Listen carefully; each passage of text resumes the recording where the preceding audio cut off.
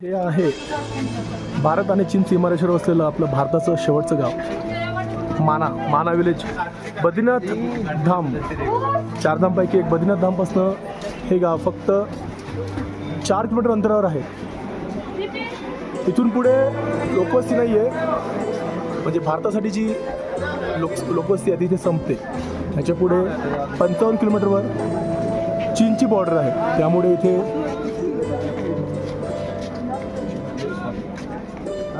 मोठ्या प्रमाणात सैन्यफाटा तैनात असतो. ती बघा दिसतात. बरेचसे पर्यटक इथे आज साडायला भेटतात. व्यास गुंफा, इथे व्यासानी महाभारत लिहिलं. इथे व्यास गुंफा आहे, पांडव गुंफा आहे.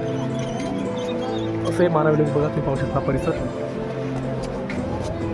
मोठ्या प्रमाणात पर्यटक इथे भेट देतात. बद्रीनाथला आलेले.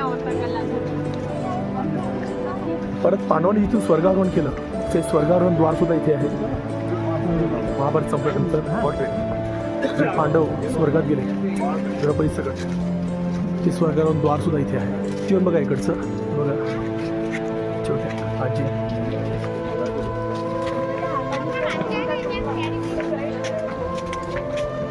स्वेटर्स, शॉली, बरंचसं इथे हाताने विणलेले स्वेटर, शॉल, टोप्या वगैरे अवेलेबल असतात. पूर्ण परिसर हा 6 किलोमीटरच्या अंतरावर वसलेला आहे हा माना गावाचा.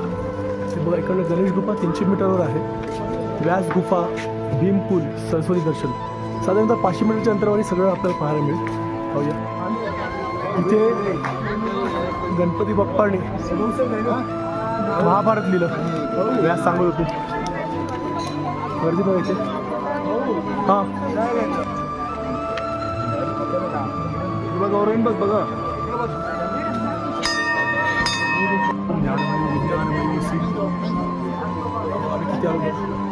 फोटो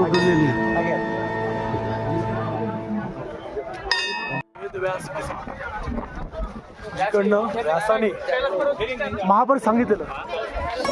बाप्पाने तिकडे खाली गणेश कोकमध्ये लिहिलेलं.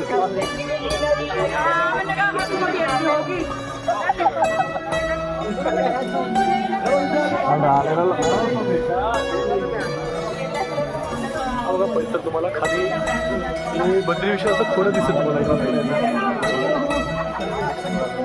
आणि खाली माना गाव.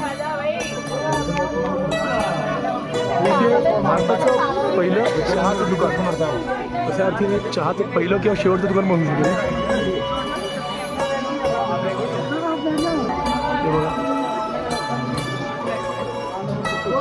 जिकडनं पांडव स्वर्गद्वाराकडे निघालेले. हा स्वर्गद्वार. हे बघा, हे 5 तुम्हाला दिसत आहेत ना स्टॅच्यू, ते युधिष्ठिर, भीम, अर्जुन, नकुल, सहदेव आणि द्रौपदी यांचे आहेत. इकडनं त्यांचा स्वर्गाकडे प्रस्थान झालेला. आपण मगाशी वेदव्यास गुफा बघितली, गणेश गुफा बघितली, आणि हा स्वर्गद्वार. हा पूर्ण बद्रीनाथ व्हॅलीचा परिसर बघा दिसतोय तुम्हाला इथून. एकदम अतुलनीय असं हे दृश्य तुम्ही पाहू शकता.